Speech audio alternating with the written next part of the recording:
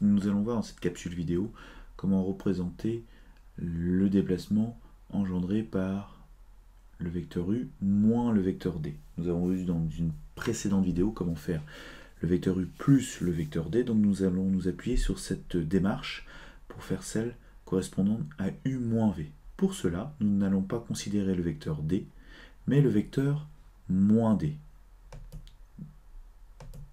Donc voici le vecteur moins d,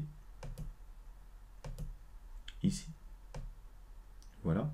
Donc deux vecteurs qui sont opposés par le sens, donc qui sont opposés, même direction, même norme, mais de sens opposé. Et donc celui-ci caractérise le déplacement subi en suivant le vecteur moins d. Donc u moins d, ce sera le vecteur u sur lequel on va mettre bout à bout le vecteur moins d. Ainsi, on obtiendra la solution et donc le vecteur w qui sera égal à u moins d.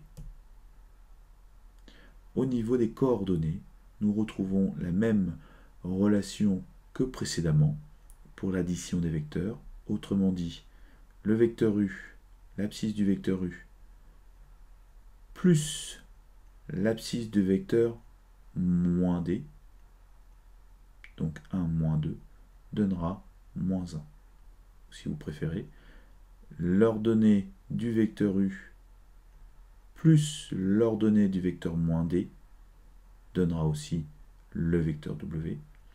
Et si l'on considère cette fois-ci le vecteur d, c'est-à-dire le vecteur initial, u moins d, ce sera bien l'abscisse du point u moins l'abscisse du point d qui donnera l'abscisse du vecteur w. Et l'ordonnée du point u moins l'ordonnée du point d donne bien l'ordonnée du vecteur solution w.